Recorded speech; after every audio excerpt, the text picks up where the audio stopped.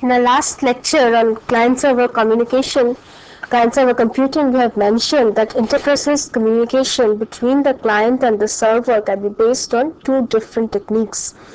We have already talked about the message passing technique of interprocess communication. Today we will talk in detail about the remote procedure call technique or the RPC technique.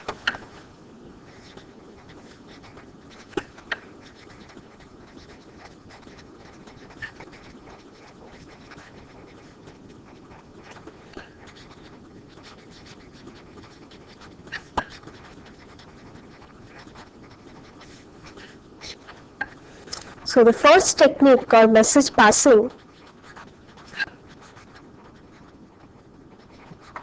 Message passing is between the remote process and the local process. It is visible to the programmer, and the programmer actually sends the message, and usually the flow of information is unidirectional in the message passing technique.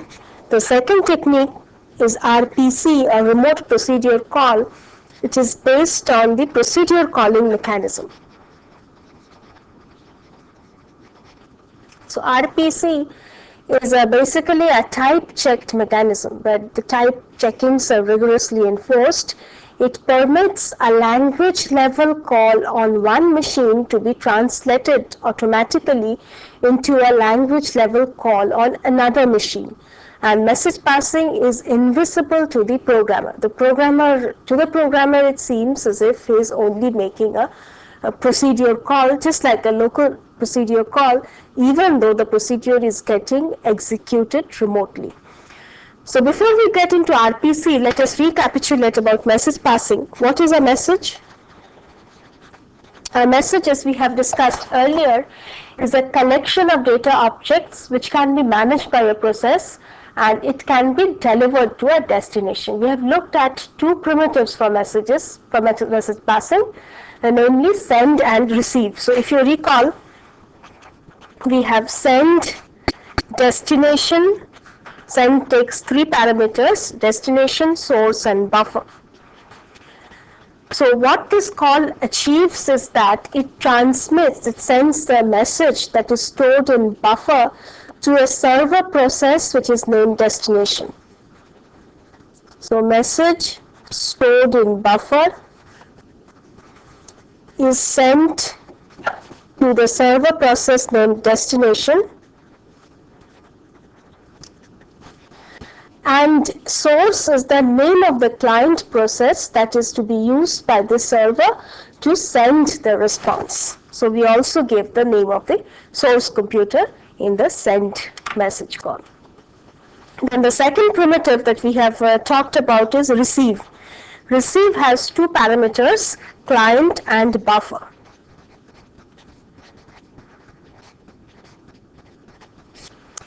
The execution of this primitive causes the receiving source to be blocked until the message arrives from the client.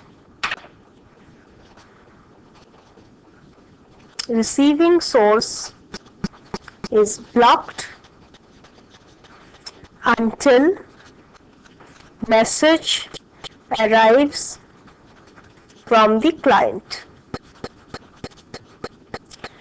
and the incoming message is to be stored in this buffer. Now let us look at the time diagram for execution of these message passing primitives. Suppose this is the client process, this is the client time diagram of the client process, and this is the server process. The client is executing now, and after execution for some time, the client sends a send message. And suppose this is the server process. The client sends a send server client message.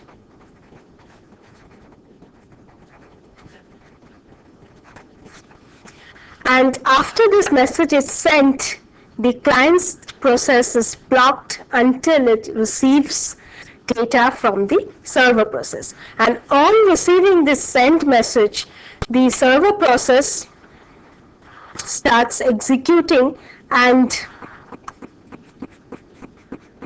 it does the required processing.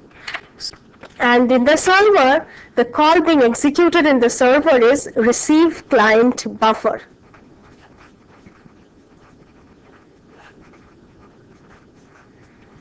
At this point, the server process is blocked and the server executes the message. The server executes the message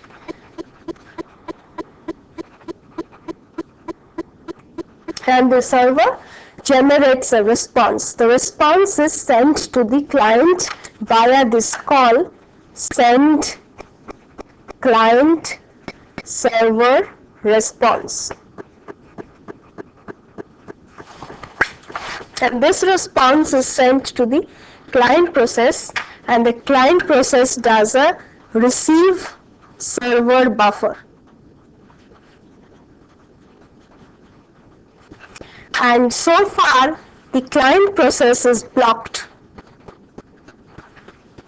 And then the client process resumes execution. So this is the time diagram of the execution of the message passing primitives. Now there are different semantics of message passing primitives. There are several alternatives. For example, we will talk about some of them.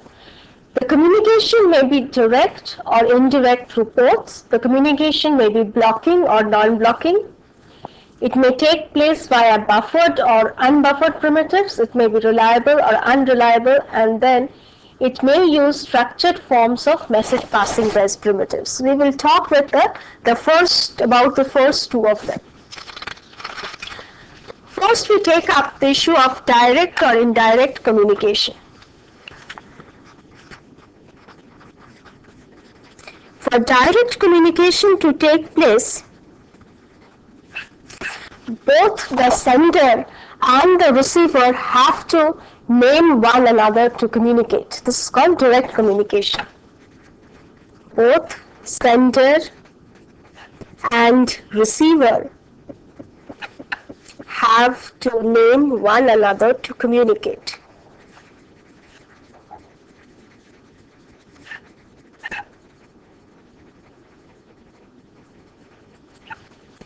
When using indirect communication through ports,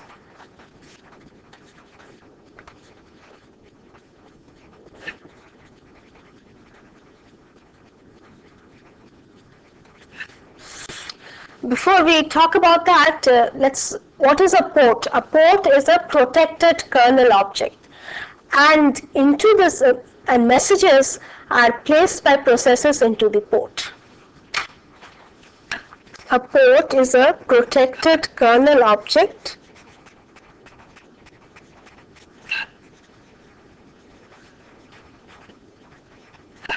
into which messages may be placed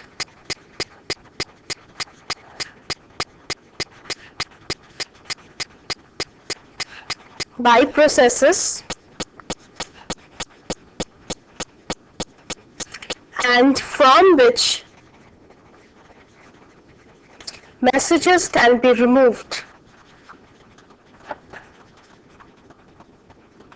That is, messages are sent to a port and messages are received from a port. Each port has a unique ID.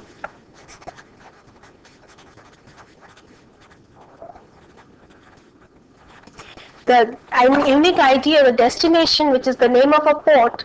Destination is the name of the port that the server request is sent to.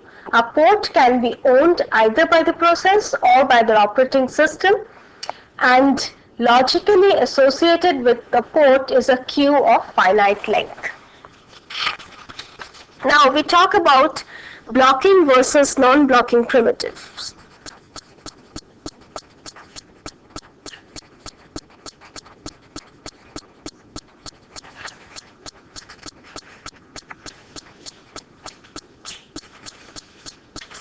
So this picture will illustrate blocking versus non-blocking primitives.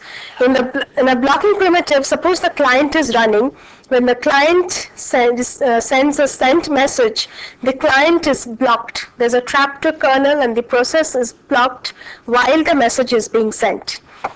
And when the process returns from kernel, the process gets unblocked and the client starts running again.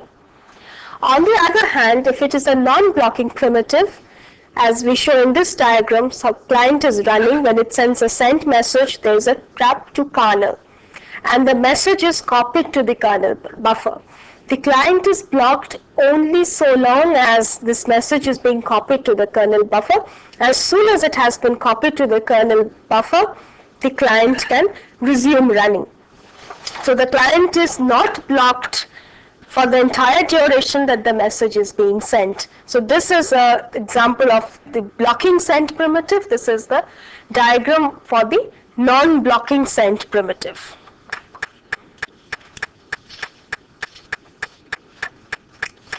So with non-blocking primitives, send returns control to the user program as soon as the message has been queued for subsequent transmission, or a copy has been made to the buffer. These alternatives, whether it is being copied to the buffer or whether the message is queued for subsequent transmission, this is determined by the method of cooperation between the network interface and the processor. Also, for a non-blocking primitive, when a message has been transmitted or copied to a safe place for subsequent transmission, the program is interrupted to inform the program that the buffer may be reused. The corresponding receive primitive, this is what we have shown for the send primitive. For the receive primitive, it signals a willingness to receive a message and provides a buffer into which the message may be placed, and when a message arrives, the program is informed by interrupt. So this is for non-blocking primitives. With blocking primitives, on the other hand, send does not return control to the user until the message has been sent and the acknowledgement to the message has been received. And for the receive call, the receive does not return control until the message has been placed in the buffer. Now, in buffered messaging,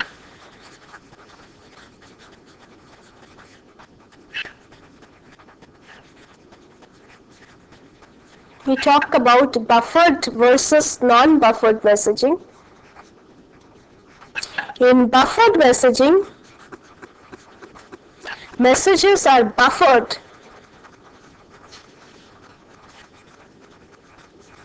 between the time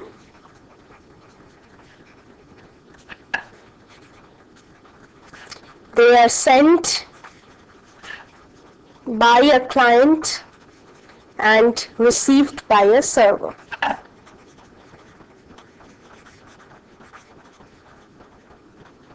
In non-buffered messaging, as the name indicates, messages once a message is sent out from the client, it is not buffered and it is removed from the buffer. Now we will move on to remote procedure calls.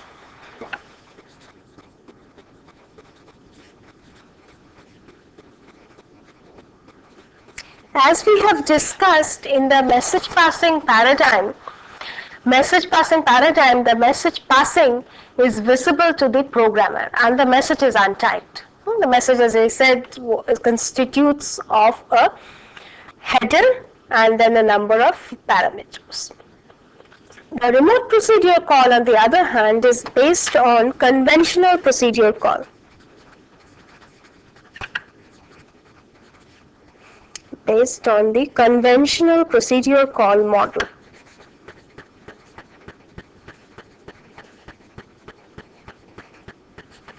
That is, the communication is transparent to the user.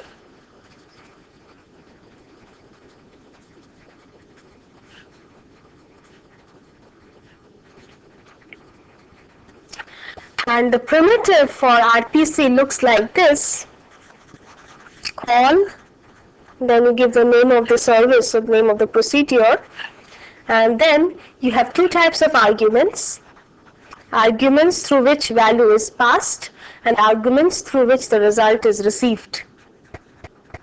These are called value args and result args respectively. To illustrate a remote procedure call, we will look at this diagram. So this is a remote procedure call example for what happens when there is a read call. This is a client program. The client program issues a read call.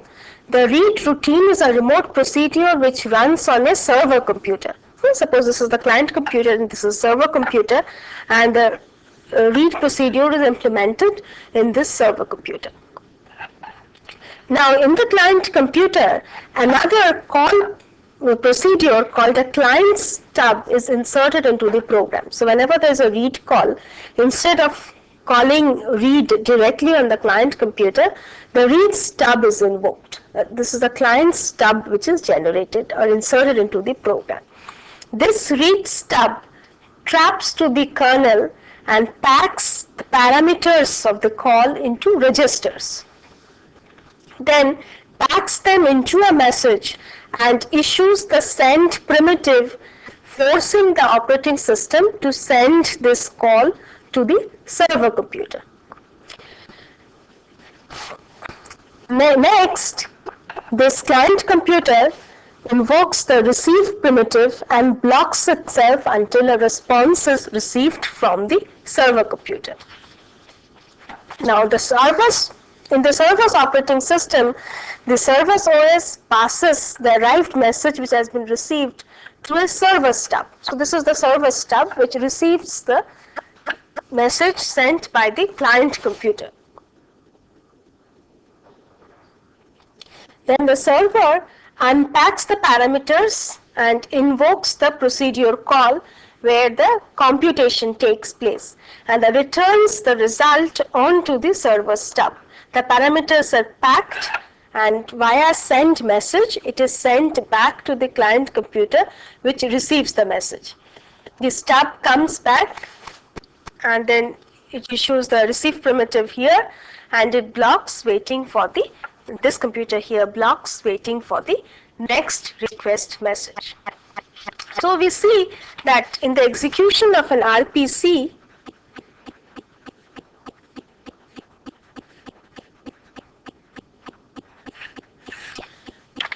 when a remote procedure is invoked,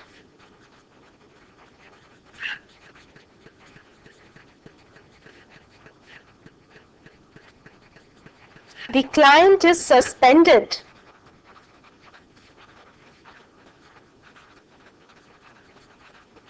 the parameters are passed across a network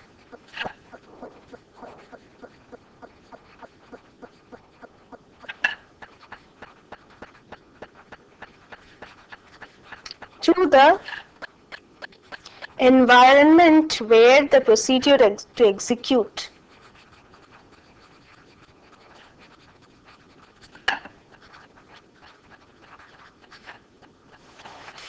And so it's copied to the procedure environment and the desired procedure is executed there.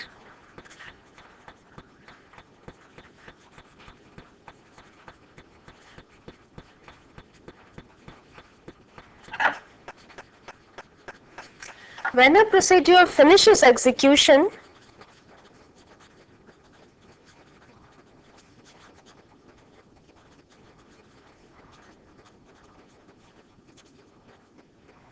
and produces these results, the results are passed back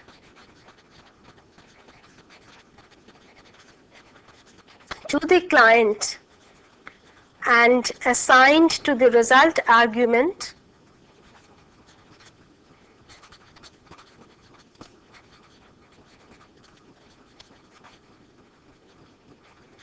where execution resumes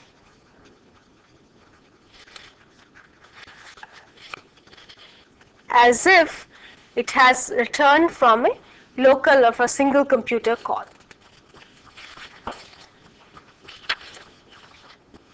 So in the execution of RPC, in order to provide transparency, RPC uses the approach of stubs. The interaction between the client stub, the RPC communication package, and on the one hand, and the server stub and the server involved in the RPC is shown in this figure. This is the caller computer and this is the callee computer. The client process makes a local call. Client makes a call which invokes a corresponding procedure in the client stub. In the client stub, the client places a specification of the target procedure and the arguments into one or more messages. And secondly, it asks the RPC routine to transmit these reliably to the server. In the RPC routine on the client computer sends or transmits the message to the server computer, which also runs the RPC routine. On the callee computer, the RPC routine, in the callee computer or in the server computer, the RPC routine receives these messages and passes them to the server stub. The server stub unpacks the messages and makes a normal local call to the appropriate procedure. Appropriate procedure is invoked here, and when a call to the server is complete, it returns to the server stub, and the server stub via the RPC routine passes it on to the RPC routine in the caller computer. So server stub places this result in some messages and asks the RPC routine to transmit them back to the callee computer. The RPC routine transmits the message to the caller computer.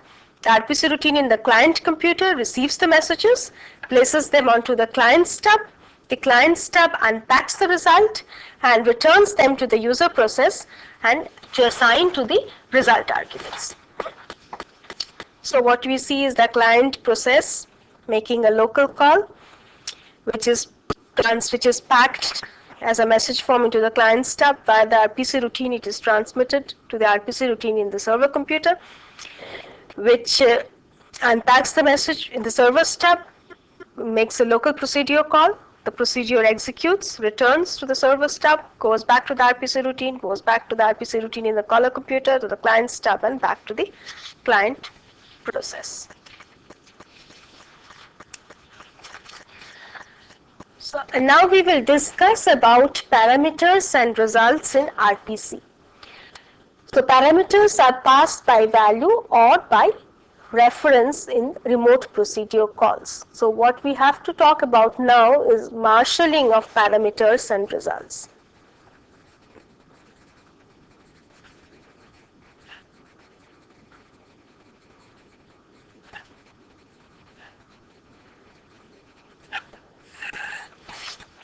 Marshalling is a process performed both when sending a call or a request as well as when sending a result.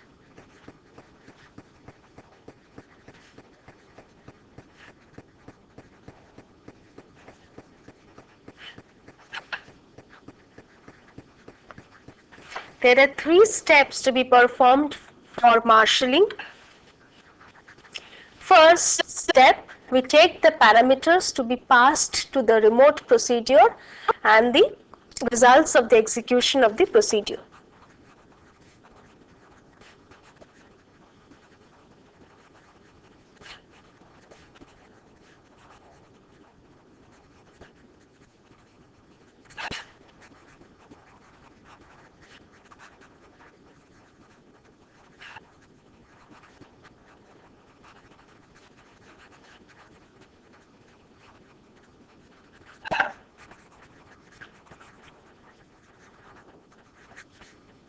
Secondly, we assemble these two into a form suitable for transmission among computers involved in the RPC.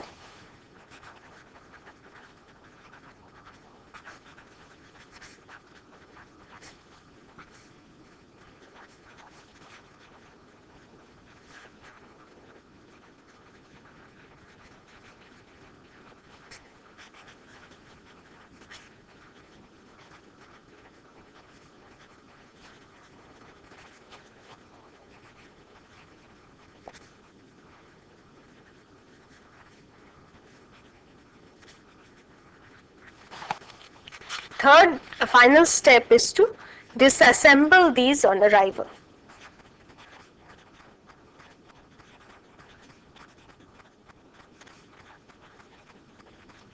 So marshalling is basically packing the arguments and making a message out of it so that this message can be sent to the remote computer, and the message which is received from another computer has to be disassembled to find out its contents. The next thing that we will talk about is client-server binding.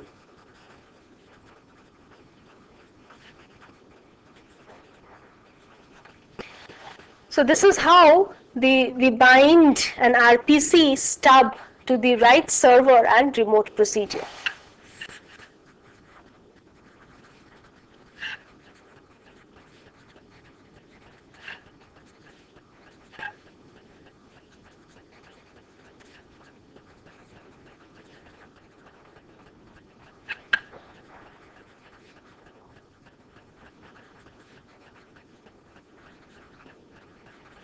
This involves naming and addressing, for example, through a naming server. This requires naming and addressing.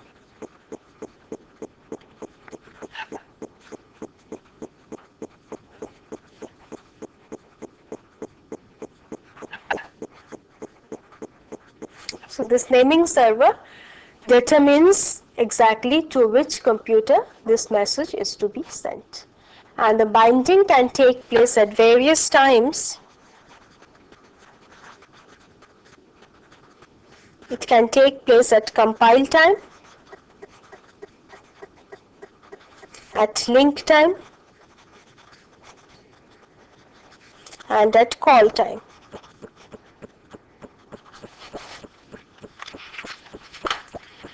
Then we come to the question of exception handling.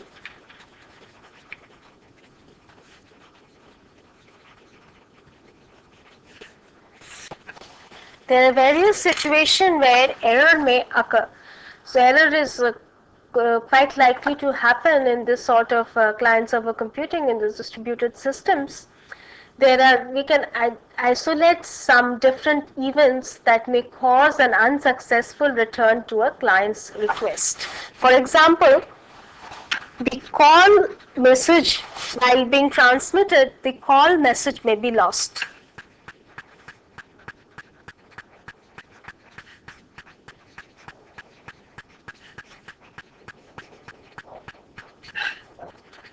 Secondly, the response, suppose the call message goes all right and the procedure is executed into the remote computer, but the response message may be lost during transmission.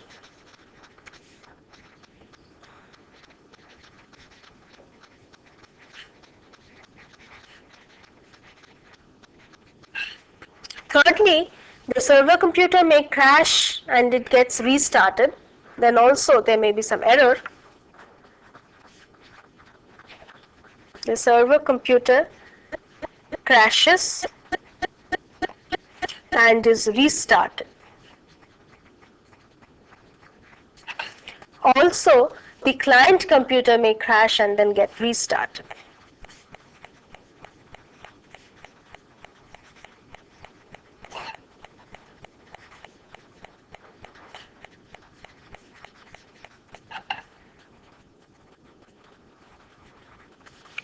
The different semantics for RPC can be identified, which can handle these errors to varying degree.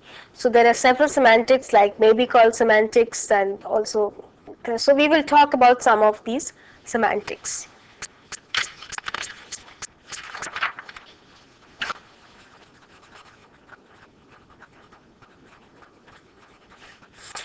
In a remote procedure call, when we do not get a response after a certain interval, we do not know how many times the remote procedure call has been executed. Now, there may be different scenarios. If, for example, if the server crashed before being called by the server stub, the message would not execute at all.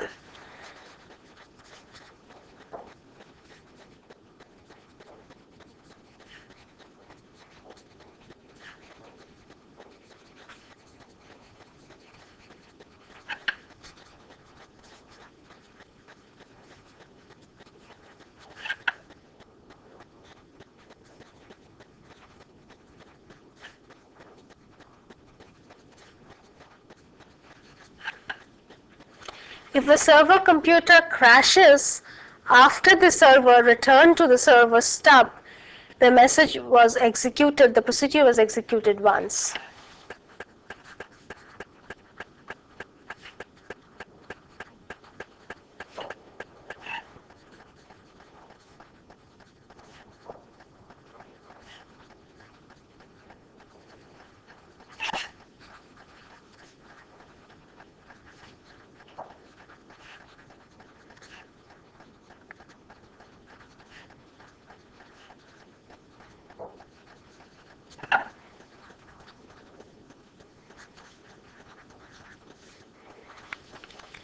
But there may be some other situations also. For example, if the client times out and retransmits a request, it may confuse the server even further. And it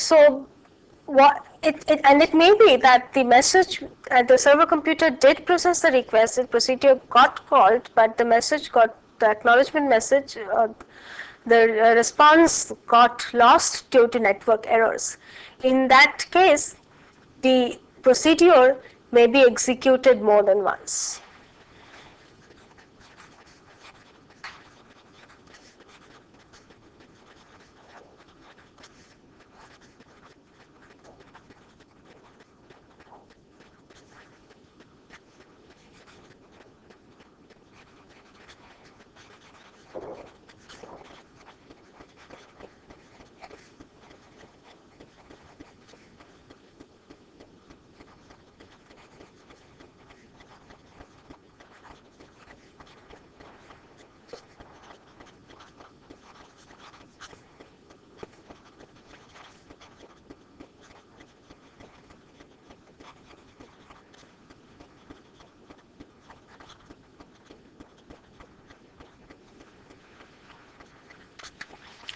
So it is possible in this case that a particular procedure gets executed more than once. So this is all right if the procedure is what we call idempotent. That is, executing the procedure more than once does not cause any side effect. But there are certain cases of procedures which, if called more than once, does not give us what we really wanted it to execute. For example, suppose we want to append some bytes to a file. So if this procedure is carried on twice, we will be adding more number of bytes to the file than we intended. But there can be other procedures. For example, let us say we want to read the first few lines of a file.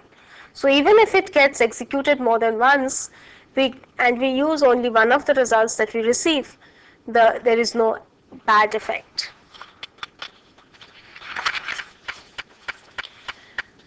So based on this, we can identify three different types of message passing, three different types of call semantics, three different forms of call semantics in RPC. Number one, exactly once. So here we have to ensure that a procedure, remote procedure, gets invoked exactly once. As you can imagine, this is hard to achieve because always there's a possibility of the server computer crashing. The second semantics is at most once. If there is a normal return to the caller, caller once, if error return, if there is an error, then it is not called, suppose we send a request once. So either it may get executed once, or if there is an error, it will not get executed ever. So this is once or not at all. And this semantics is called at most once semantics. The third is at least once. At least once semantics is typical for idempotent procedures where it does not matter if a procedure is called more than once.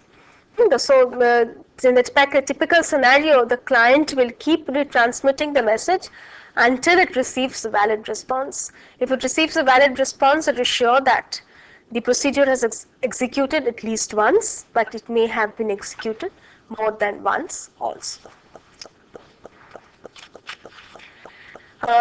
So we have more or less talked about remote procedure call. What we need to talk about is the other thing that we would like to talk about is group communication. In group communication, a message is broadcast to several servers, and the response and there are different semantics of what you expect.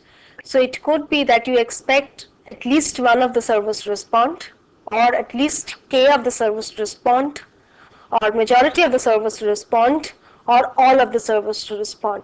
Based on that, there can be different call semantics. So far we have talked about higher level message passing and remote procedure call for client server communication. Now we will talk about the basics of how this sort of communication actually takes place at a lower level, especially in operating systems like Unix. So the Unix transport layer usually uses a socket call to transmit the messages, and we will talk in a little detail about the socket call.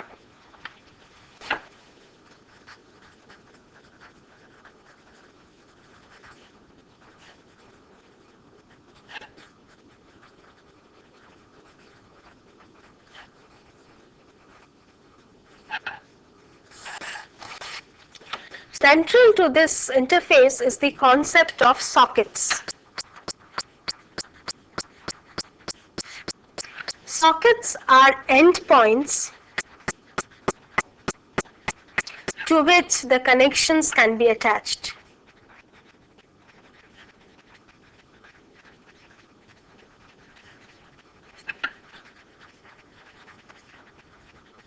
Connections can be attached on one side from the OS side and the other side from the process side or the user side.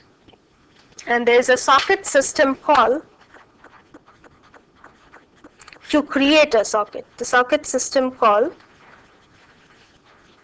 in Unix can be used to create a socket. And the semantics of the socket call is like this.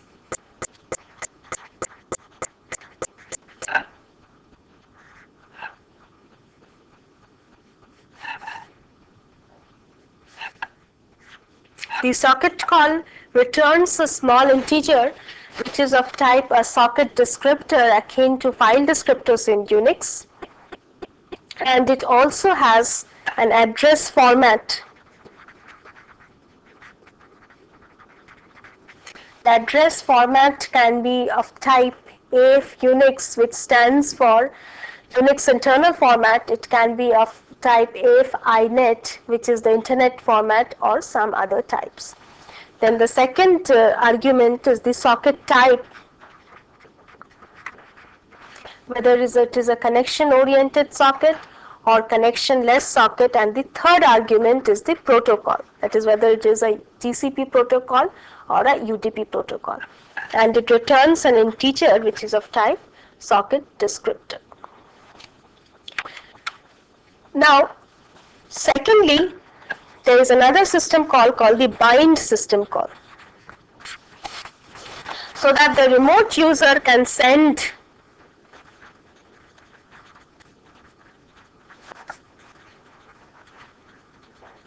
a connection request to a socket.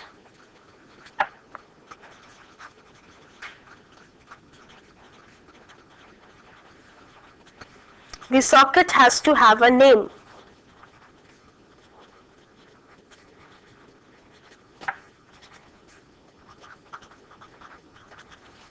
Names can be attached to sockets by the bind system call. Once bound, a name can be published in some way so that the remote process can address the socket. The bind system call looks like this.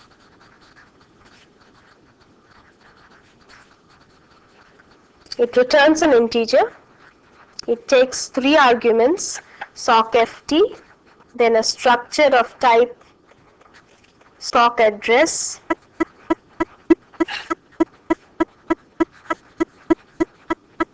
and the length of this structure.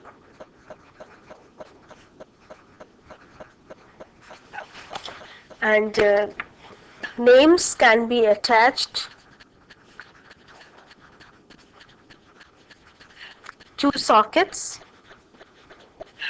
by the bind system call.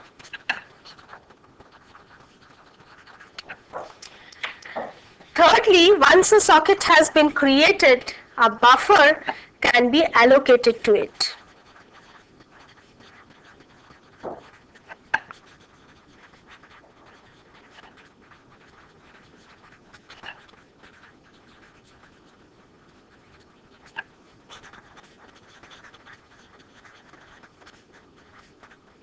This buffer can be used to store incoming connection requests, and this is done by the listen system call. This buffer is allocated by the listen system call, which has this semantics. It returns an integer and it takes as argument the socket descriptor and another integer called backlog. The backlog specifies how many connection requests can be queued by the system. Typically, backlog has the value of 5. It signifies the number of connection requests that can be queued by the system. Once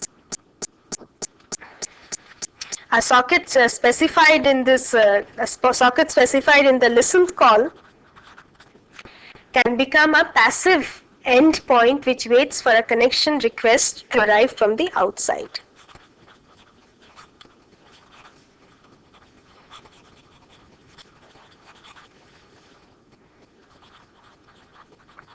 This becomes a passive endpoint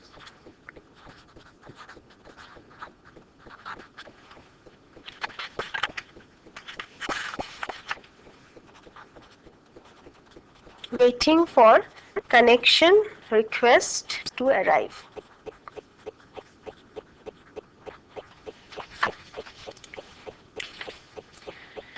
Next,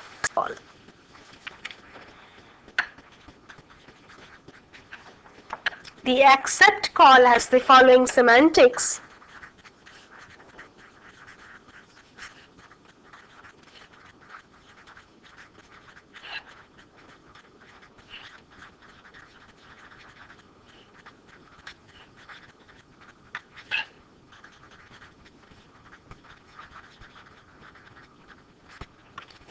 So accept takes the first connection request on the queue and creates another socket. Peer returns the address of the connected peer process. When a request is available,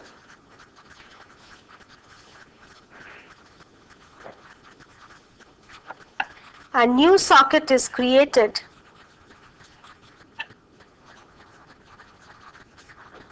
and the new socket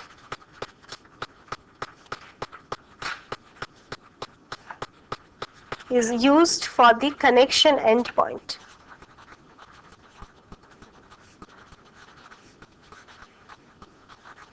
By this mechanism, a single well-known port can be used to establish many connections. Fifth, to establish or initiate a connection,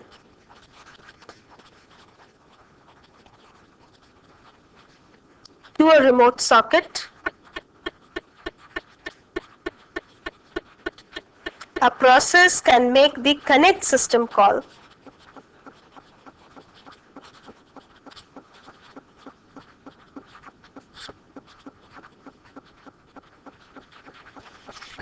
The connect system call specifies a local socket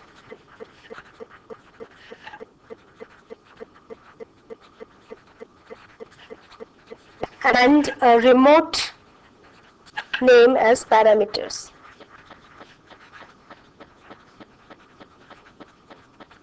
The connect call establishes a connection between the two sockets. We will see an example of a connect system call. Finally, to terminate a connection, the shutdown call or close call is used.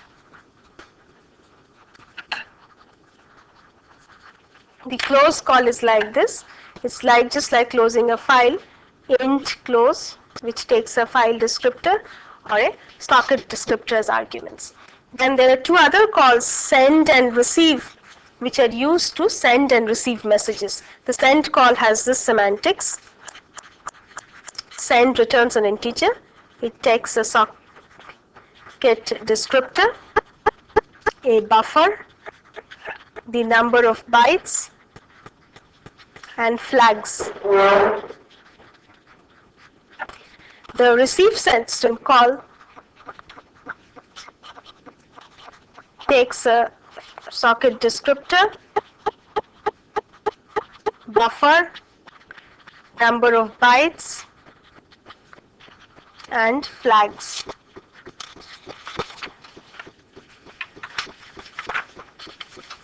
This is an example of a connection-oriented protocol. The server makes the socket call, then the bind call, then listen, and then accept and blocks until connection is received from client. On the client side, there's a socket call followed by a connect.